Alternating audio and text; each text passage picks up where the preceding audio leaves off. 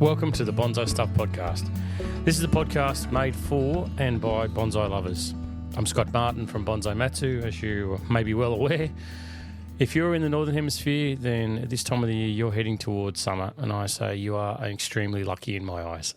In the Southern Hemisphere, where I'm from, in Melbourne, Australia, it's getting chilly. It's getting cold. Overnight temperatures are starting to drop. The leaves have almost all gone now from the deciduous, only a few left hanging around. I only got a really short period of time now, another week or so, until the calendar ticks over and says, hey, it's no longer autumn, it's now winter. Time to look at starting to remove fertiliser. Time to start cleaning up a lot more around the benches, as seems to be a daily task at the moment, scooping up leaves and cleaning leaves from trees and around benches and that sort of stuff. But it's also a time for me to be working heavily on my pines. I love this late autumn, early winter time to work on my pines before they wake up and start growing again. Seems like such a really short period of time when you've got so many trees lined up to do, but it's very important. So I want to focus this podcast on that. But as I was going through writing my notes for the podcast, I thought, well, a lot of this applies to all trees when you're working on it. So I'm going to generalise it, but it's in the back of my head. This is for everyone out there that works on pine trees as you're heading in towards the winter period. I want to go through a big list that I have that I developed as I was working through trees recently, because I can't tell you how many trees I've worked on already, and I definitely can't tell you how many trees I've got lined up in front of me that I need to do. So I've got to knuckle down. I've really got to focus a bit more and start plucking a lot more needles than what I have been in the past. And the other thing I wanted to talk about on the podcast is watering. This is a really hard time of the year to get your watering right. As we get in towards winter, I find it's a lot easier. As we head into spring, it's a lot easier. So I find that this autumn period, especially towards the latter part of it, is difficult. So I wanted to have a bit of a chat about that on the podcast too. So let's get into it.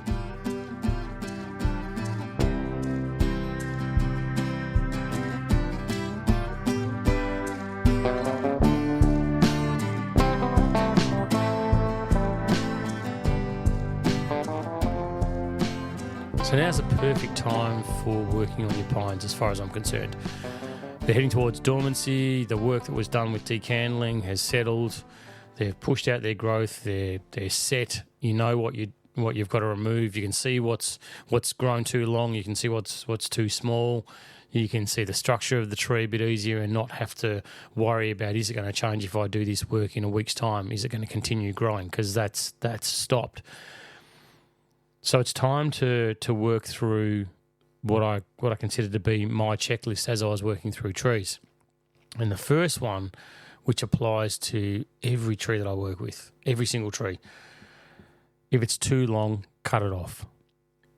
Now, sounds really simple, but it's a very common thing for trees to be left with branches that are too long and divisions that keep pushing out further and further and further. And I'll swing back to talk about the bud conveyor that brought up a few weeks ago in the podcast, and that's where at times like this, that's where that's really, really important. But we'll come back to those inner buds a little bit later on. But if you're looking at a branch and it's sitting out too long now, it might have a lot of structure on it. It might have been developed over years and years and years. But if that thing is too long, it's only going to get worse. It's only going to make the width of the pad or the width of the profile of the bonsai too big.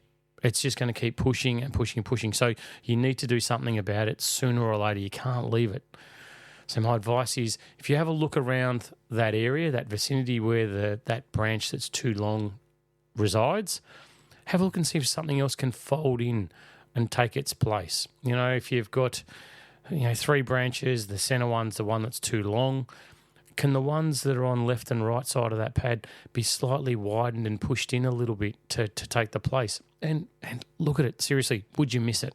Would you, honest to God, miss it? I had a tree I was working on in the workshop the other day, a white pine. Had a long branch. As soon as I saw it, I went, yeah, that's got to go. It's long and skinny and thin and all the foliage is on the outside, and made the tree look really nice, made it look beautiful. customer comes in, has a quick look at it and goes, "Oh, that looks fantastic. Love it, love it. Oh, where's that long branch? Did you keep it? What did you do with it?" And he had to walk around the tree and he goes, "Oh, that's where it was. Don't even miss it." So if you're clever about how you fill in the space, if you look for some gaps in the foliage, don't try and run the foliage pads together all the time. Try and get a bit of a break in them. Where you've got one pad, try and make it 3 pads. That certainly helps with that shortening of the length and removing the long stuff.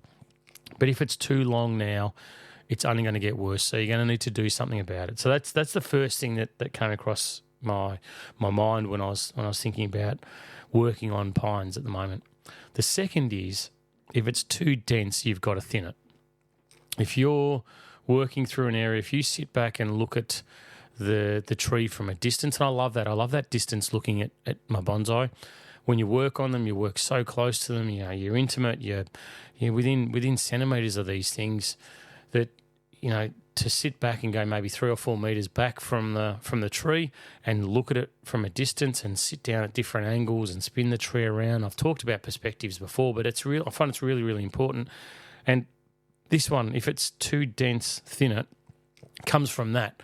So when I sit back and I look at the trees from a distance, you can see lumps of foliage where there's too much going on, especially with needle clusters. Like it makes it so easy to highlight in and look at it and go, that area right there. And you can point with your finger and sort of have a look at the rest of the tree and go, there's seems to be like a lot of light getting through in those other areas. The other areas look a lot fluffier, like a lot more open, but that area there looks too dense. And my advice to you is, if you get to that area and it's too dense, if you look at it from a distance and you can see that visibly that it is too dense, then I guarantee you that's going to get worse as well. That's what this work we're doing now is. We're plucking, we're bud selecting, we're wiring, we're shaping. Yes, we want them to look beautiful. We want them to look magnificent, but it's got a real functional purpose as well, where we're letting light and air into those inner areas, so you can get those buds growing in that area. By having it nice and tight and dense like that, more than likely going to get spiders in there or caterpillars or something like that, and it's going to drag all that foliage together and you'll end up with big areas of dieback in those areas where the needles will start going brown, and it's just not what you want. So if it's too dense, you've got to make sure that you thin it. Now, the next one I want to move on to is, if it's too weak, or if it's weak, do less. Okay, and a flip side of that one, if it's strong, do more. And that's a really simplistic approach, but it works. It really does. So if you're looking at an area, if you're going through and you're plucking and you're bud selecting and you're going like crazy, just have in the back of your mind that as you're working your way through the trees, if you get to an area and you see the bud size significantly change, if you see the needle quality change, like it goes from being very uniform and nice to a bit scrappy, and the buds in there look really small, and it just doesn't look or feel like, when you're touching that branch, you're feeling those branches, they feel a bit limp, they feel a bit lacking in vitality. Do less. Leave more needles. Leave more needles in the areas that are weaker. The areas that are stronger, do more. Okay, so if you get to an area and you can see there are buds everywhere on this thing, it's really pushed out, the decandling's punched out, 6, 7 new little buds growing from that area.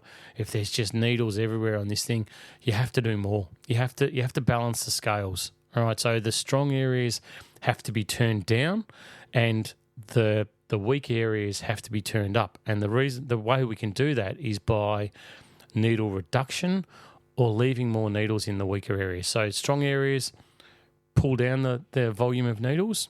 In those weak areas, leave more needles. So really simplistically, if it's weak, do less. If it's strong, do more. Really, really simple, really easy. The next one that I moved on with, I thought about, was protecting the inner buds. Now, you have to be very, very careful when you're wiring and styling and shaping and pruning and plucking and all that sort of stuff, because you can get into, it sounds a bit silly if you've only got 1 or 2 of these black pines, but if you've got hundreds to do, you can get into a frenzy. It's like a shark attack. You just pluck like crazy and you just think, oh, I've got to get through all these trees. And your focus is elsewhere. Your focus isn't on what's in front of you. Your focus is on what needs to be done elsewhere around the yard or around the home to make sure that you can keep up with all these trees, because there's a deadline, right? You've got to have these things done before winter really kicks into that start of the growing season for repotting. So there's a real brick wall coming up with this stuff for me. So I know that I can get into this bit of frenzy where I'm just plucking. But you've got to protect the inner buds. And if everything that you do when you're working your tree, not only with, I'm talking at the moment about your care and handling and how you're managing your tree. But everything you do, and this applies to every single bonsai you've got in your yard, protect the inner buds, all right?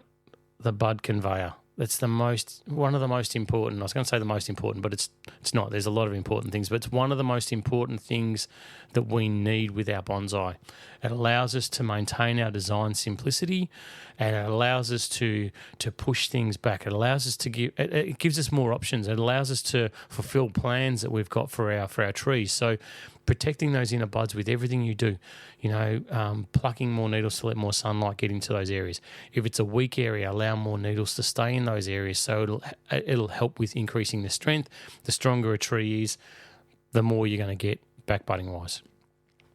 So keep those inner buds in your thoughts every single second that you work on any of your trees. When you're pruning deciduous and you're cutting back, when you're working with natives, whatever it is, inner buds apply to every single tree that you have. It doesn't matter what the species, what the variety you need. If you've got a massive cascading whatever and you think the foliage is a long way away, the inner buds apply to the branches as they come from the trunk line. So that's where we don't want everything getting long. We want everything nice and compact and to stay in there.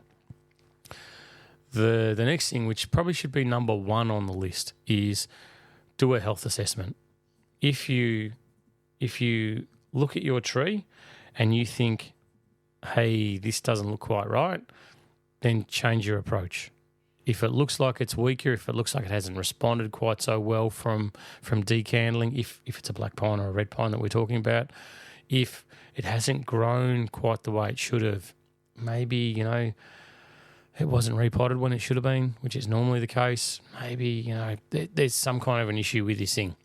It might be infested with bugs at the moment when you're looking at the tree. If that's the case, then reassess. Don't just plough into doing the usual plucking every needle, the old ones, leave a couple of the old ones and bud select back to 2. Maybe have a look at it and think, yeah, maybe I'll just give it a light clean up. I'll let a little bit more light and air in there, clean the underneath side of the pads, sort out those pests, however you're going to do it, and get the tree back into some form of health by considering repotting as opposed to flogging the hell out of it and wiring the thing within an inch of its life and putting it under more stress at this point in time, when all it's going to do is start to push the tree back further than actually allow it to come forward. So the health assessment, I do it on every single tree. As they come into the workshop, first thing I do is spend a couple of minutes walking around, have a look at the tree, going, yep, because on the bench I might look at them and go, yep, looks good, but I never get that close and personal with them until they're actually in the workshop, when I can actually look at the tree one-on-one, give it my full attention and spin it around, have a look at all the different areas and go, oh, there's been some dieback in there. That's no good. Oh, look at that area. It hasn't probably grown as well as what it should have, or that area is really, really strong. Look how much that's popped out past the silhouette. I'm going to have to do something about that. But the health assessment for me is priority 1 and gets done every single time before I start working on the tree. Don't do it when you've started working. Do it before you start working.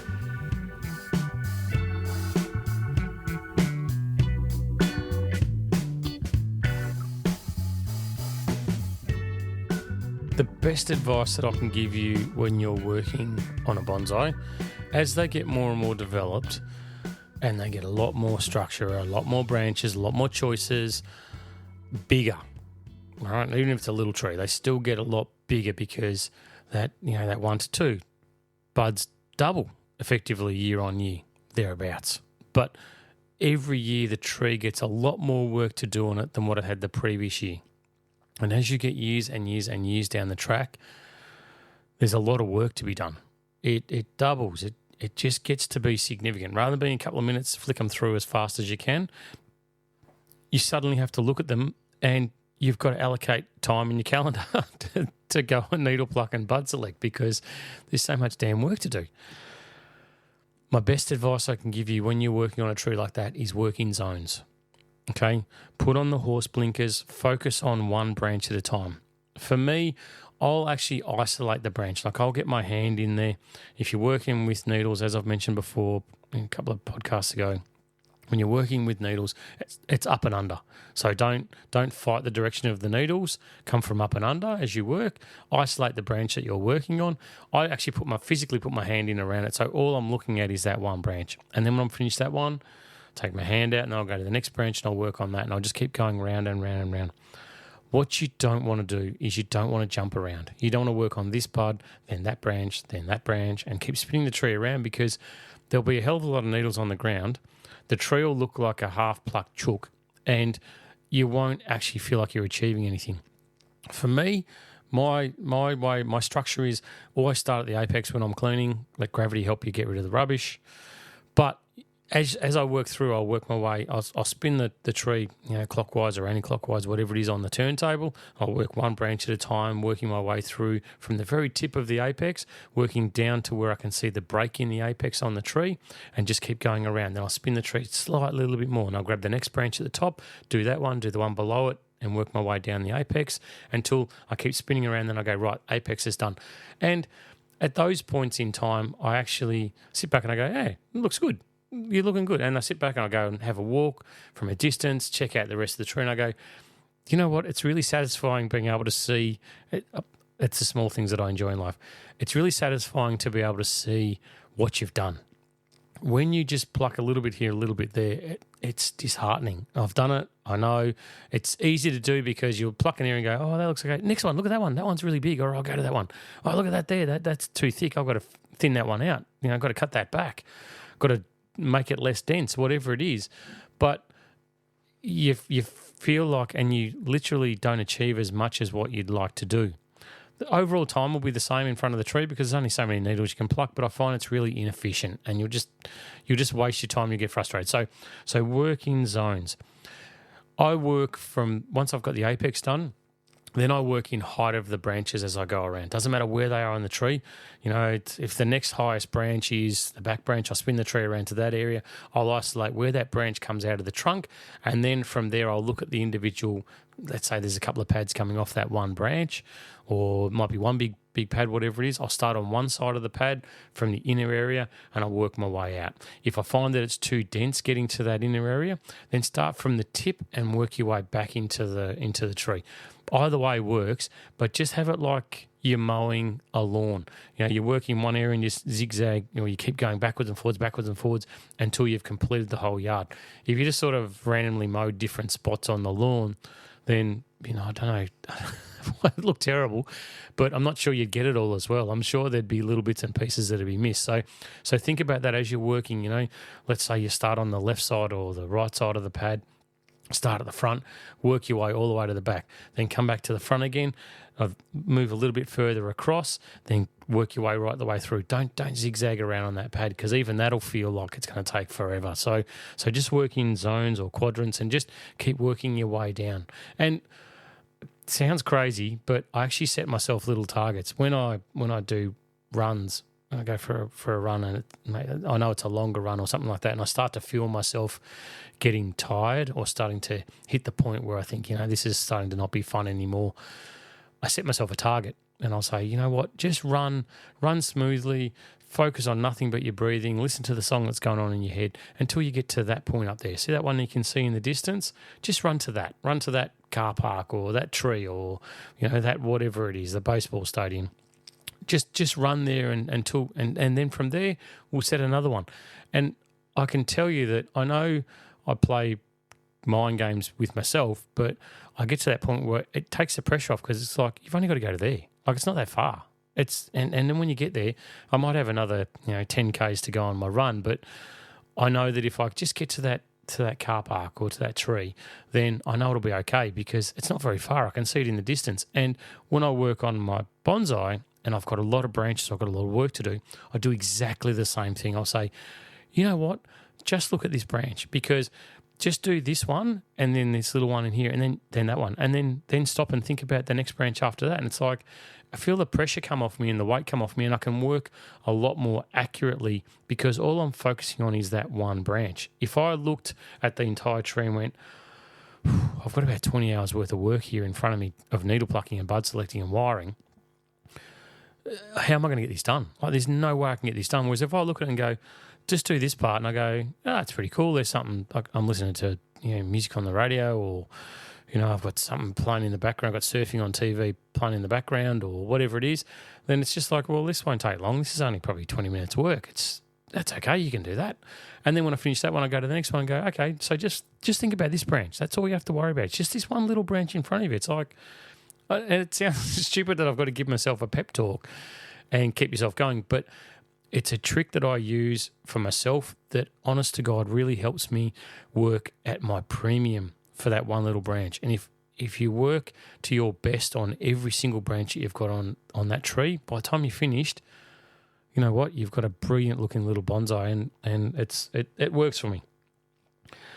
All right, so moving on to the next one. When you're thinking about, and this is specifically for pines, all right, and all kinds of pines that you're working with, but black pines and red pines are the ones. Black pines specifically is what I'm thinking about. When you're plucking or you're thinning needles out, think about the needle direction that's growing. All right. Some people work to reducing to a certain number of needles. I don't.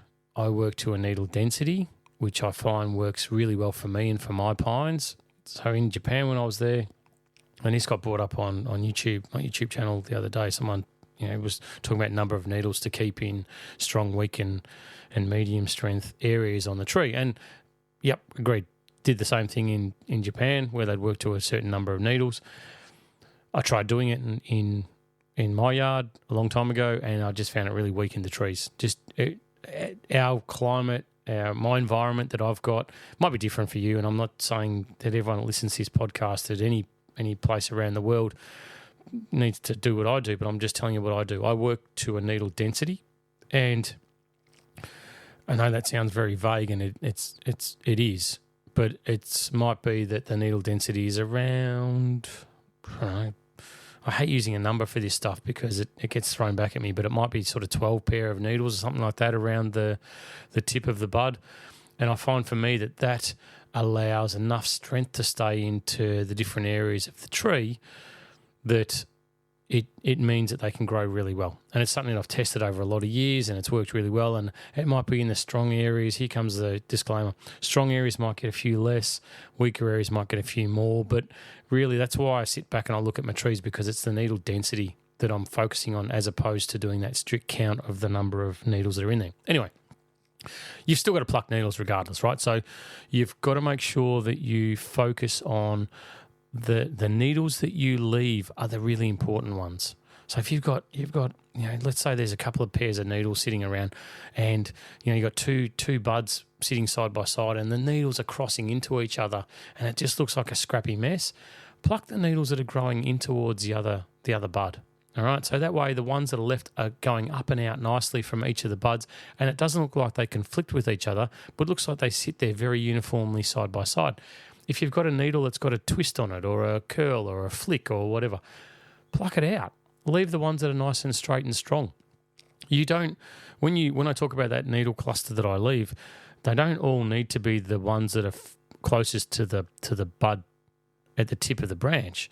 They can sort of be somewhere back along there. So if I find one that's really close to the bud has got a bit of a kink in it, or a twist, or a distortion, or it's been broken, or a pest has bitten it, or whatever's happened to it, but it looks ugly, then I'll pluck that one, and I'll leave the ones in behind it that are really nice. So you really need to think about the direction of the needles that you're leaving as opposed to the ones that you're cutting. Think about the ones that you're leaving and make sure that they look as good as they possibly can, because it'll save you time. You won't need to wire everything to the tip of the branch and then manipulate it and shape it so those needles don't grow into each other and look look a lot nicer. I find that as it gets more advanced, if I'm really selective with my needle plucking, then that wiring sort of takes a bit of a backward step for me because everything looks quite nice as it is. There is time. You will need to wire pines, but I find that job becomes less significant for me because I can choose to leave buds or leave the needles around the bud which are growing in a better direction than those that aren't. So brings me on to the next one. Watch out for needle buds. Okay, now needle buds, the bud extends or starts to grow in between two needles. They're great. I love them. They often pop up at the most incorrect of spots, under branches, in branch junctions, but they do come up in spots where you can use them and the bud conveyor can kick in and they become a future branch. But let me just tell you a little bit about them. Those needle buds, as they grow out, what you'll find is the needles that they grow out of the middle of get very thick and very coarse, and it looks like as the bud starts to grow, the base of the bud, the base of the new branch that's starting to grow, is really, really weak, and it's not held onto the branch by very much at all. So if you get into that automatic zone where you're just plucking these needles, I guarantee you'll see these big, long, thick, dark green needles and you'll go, that's too long, I've got to get rid of that. And you'll grab it and pluck it and you'll look at it and go, hang on, that was actually a needle bud. There was a future branch there that I've just plucked off because those needles are too long. As the branch starts to grow and starts to get more advanced, and it could be a year down the track, it might be 18 months, something like that, or it could be 6 months. As you start to look at it, those needles will stay there. They get very thick, they actually have a different feel to them. If you find one, have a bit of a rub on it and you'll feel that they are very thick and very coarse, and they're designed to protect that bud until the bud's strong enough to take off and do its own thing. They can get quite long as well. So you can identify them when you're looking along a branch. They'll be thick, they'll be robust, they'll be furry, and they'll have something growing out of the middle of them as opposed to all the other ones. As you're going along and you're plucking, sometimes you'll feel that as you're removing needles, you'll go to grab a needle and you'll go to pull it, and then all of a sudden there's resistance. Stop, because there's a pretty good chance that it's going to be a needle bud that you're tugging on. And my advice to you is, as that branch starts to grow and as it gets thick enough, don't do it when they're tiny little buds, but when you can see that there's a nice, good, strong bud growing in there and there's lots of needles coming out of the center of it, get your scissors and just shorten back to sort of 1 or 2 mil, the needles on the outside of the needle bud, just shorten them, get them out of the way. And that way I find for me it removes, some really long, unsightly needles, but it stops me in the future from trying to pluck those needles out because they set really hard. It's very difficult for you to be able to get them out, and you'll often pull them the wrong way, which means you're going to be tearing at the base of the new branch that's growing there and do some damage on either side, which is, again, not very good. So I find that by cutting them and just leaving them be somewhere down the track, it could be a while, but they'll go brown, they'll fall off, and it's not something you have to worry about. But yeah, be very, very careful of the needle buds, because I've done more removal of needle buds than I've kept because of that rampant plucking of things and not focusing too heavily on what I'm doing. So it's just a tip from me to you.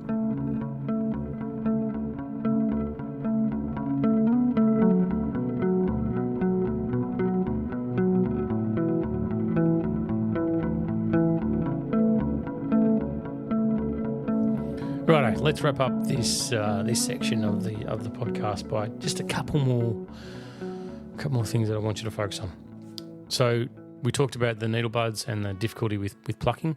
Sometimes your pines, especially if they've been allowed to grow and they haven't been decandled and the needles are older on the tree, but not too old, or sometimes it's just a variety of the tree that you have put in front of you.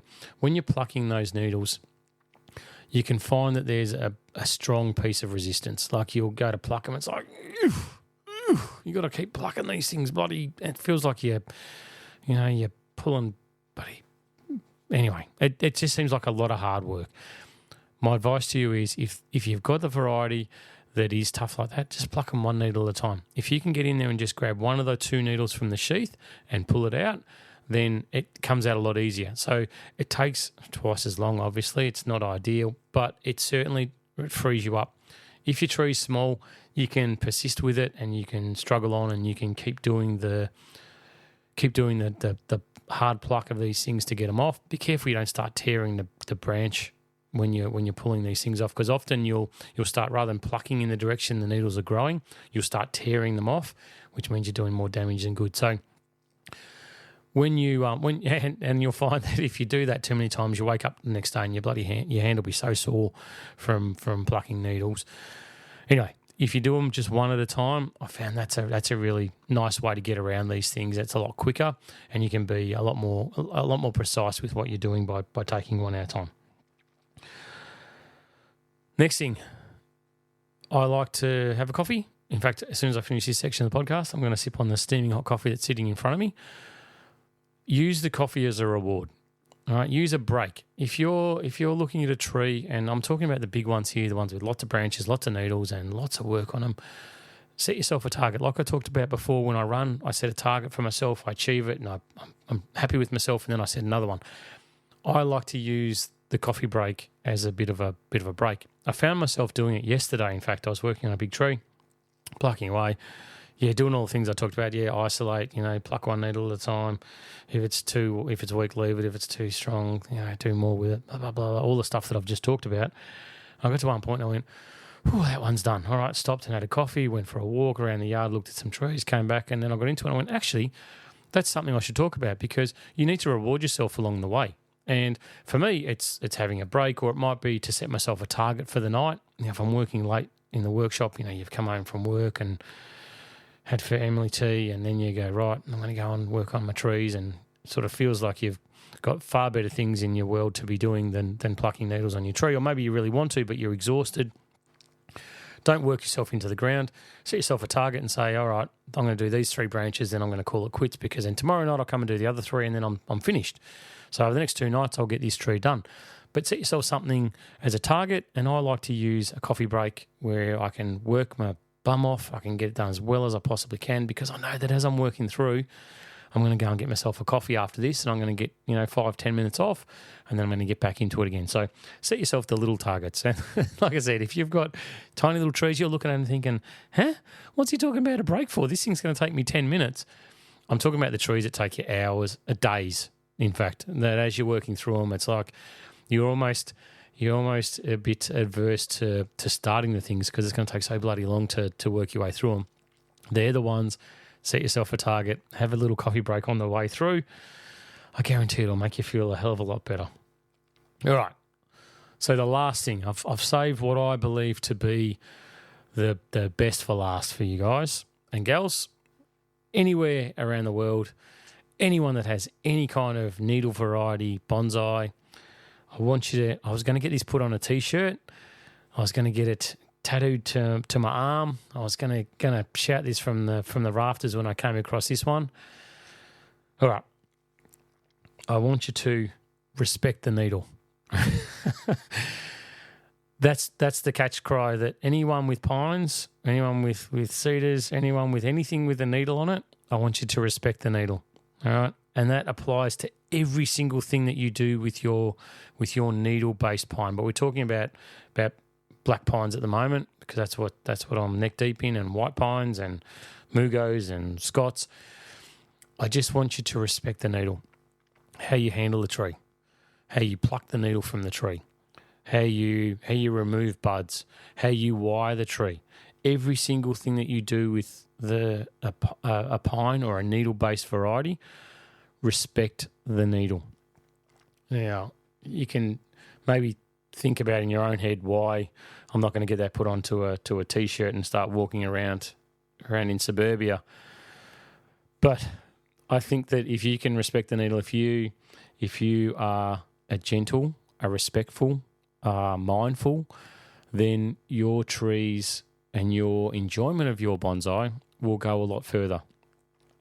A lot of people that I've seen work with needle variety trees, they're a little bit rough, and they sort of think more about the end result or the next step than the moment they have in front of them, which is the most important part as far as I'm concerned. Right here and right now, that's the journey.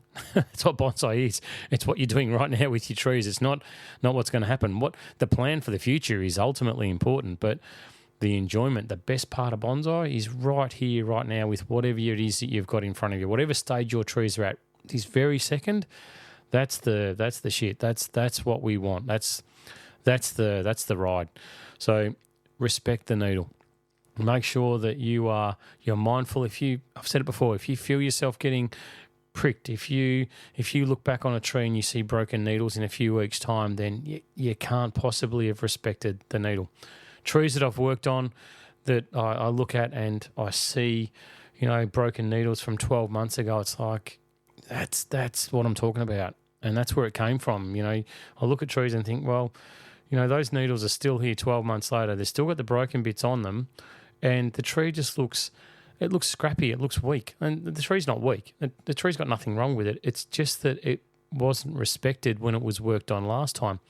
And if you feel that you don't have the skill to not, respect the needle, if you feel that the only way to wire a pine is to effectively start breaking some of the needles, then really you've got to do something else about it. You've got to improve your skill level somewhere else to the point that you can effectively manage that and get it right. That's as simple as it is.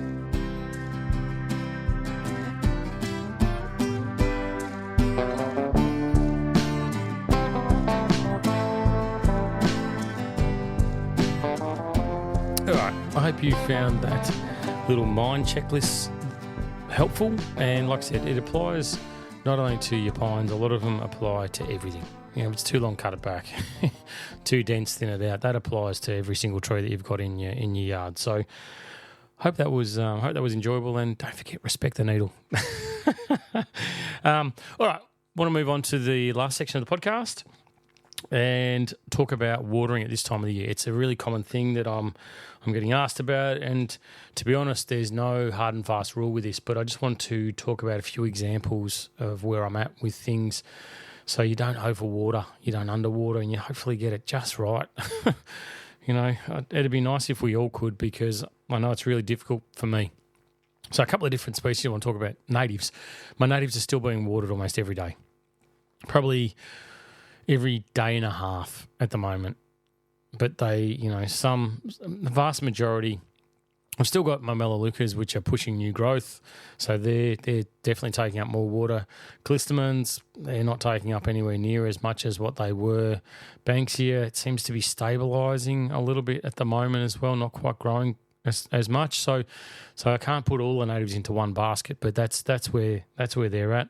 And I want to use this so, maybe, I know the temperatures are different all around the country. So depending on if you're living in Perth or Sydney or Brisbane or Tassie, whatever, you have to vary it yourself. But just I wanted to talk about my experience and what I'm going through here. And an example that I've got is I took a black pine. Now I've been looking at a few of my pines, thinking they're still taking up the water. Like there's some days where I walk out and go, oh, it's been sort of a day, and they're looking a little bit dry. What the factor is that has a massive part to play in this is the wind, and we've had very little rain in Melbourne, a few drops here and there, but nothing significant. It's been a really nice dry autumn, which means that the leaves on the trees have been just magnificent this year. And like I said, I went up to regional Victoria and spoke to people there, and they said exactly the same thing, that the drier autumn has really helped to push on the colouring of the leaves, and the cold temperatures coming in a little bit earlier as well have helped. So from that point of view, it's been great, but it means that it's sort of difficult because you can't just leave you can't set and forget your trees. You need to keep an eye on them. So I had this black pine that I took out of the environment, I put it into the workshop, and I started working on it. And so I've got my trees that are out on the bench, and I've got trees that are inside the workshop. And the tree that was inside the workshop was in there for 3 days. Like it was a lot of work to get done, and it was off and on. I was busy with other things, so it just stayed in there. And I would go to the soil on this tree and think, oh, it's inside, it's dry. I didn't have the heater running, but it's been dry. The sun's been coming through the window. This thing must be dry now. I must have to water this thing, because I looked at the ones on the bench and went, no, they look okay. Like, every 2 days to 3 days about, they look to be okay. This thing in the workshop stayed wet.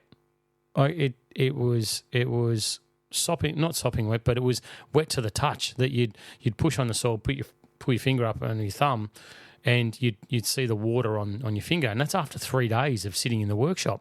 So it's like, oh, okay. I worked the tree mud, looked nice. Finished it, and I thought I'll put it back on the bench. Went, no, I'll just give it one more day in here. And left it inside the workshop, and 4 days, still didn't need water. It was still wet. So even though I think the soil might appear to be getting drier on the outside area, might be worthwhile using those moisture meters and just plugging them in and just having a feel to see if the tree is on the dry or the wet side, because you might find that's just the very top layer or whatever it is that you've got on the soil surface that's making you think that the trees are taking up the water, because everything's slowing down. Everything's heading towards dormancy now. The growth is stopping. The water transpiration's starting to reduce. Daylight hours are getting shorter and shorter. The whole system's getting ready for a bit of a rest now. So my watering on my pines is sort of at best every 2 to 3 days thereabouts, and my deciduous, again, that's another whole bag to look at, because some have lost their leaves completely, like they're completely starkers, and others that I look at that are maybe in more sheltered spots that maybe stay a little bit wetter. Maybe they're more trees that are in development that are tucked away a bit more in my yard. They're holding on to their leaves, but are they taking up the water? They're nowhere near as much much as what they were. So it's time for me now to start transitioning some of the trees that have got their leaves into the open area, because they've got to, I want them to go into dormancy. I don't want them to hang on to their leaves going into the winter period. So watering for me now is varying between, daily on some of my natives to probably 3-4 days for the rest of it, and I expect it'll stay like that for another couple of weeks and see what winter brings. Like I've mentioned, in Melbourne, it feels like when it says it's winter on the calendar, bang, it's it's winter in the environment as well. So I'm expecting nothing different as I look around. My telltale is this enormous god-awful pin oak that I've got that drops a squillion leaves in the backyard, and that's down to its last couple of percent of leaves now, thank goodness. So it's getting less and less. It's getting towards dormancy. So the watering side of things, yes, it's difficult. I wouldn't suggest using an automated system with a timer on it that you just keep ploughing water into your trees on a regular basis. I'd be starting to look at them individually and look at the trees themselves and let them tell you, if some of my melaleucas I've allowed to grow a little bit more. I don't like to prune them at this stage. I'm letting them push out their growth, and then when it gets towards the spring period, I'll give them a bit of a cut. But if they still look like they're growing, then they're obviously sucking up the water. If they look like they're stopping, then they'll be using less. So don't just say that's a native, I need to water it every single day. Maybe just do the assessment. Just have a walk around the yard. Just be on it a little bit more, and don't just keep dumping water on these things. Just be a bit more clever about it, and just see what the trees need.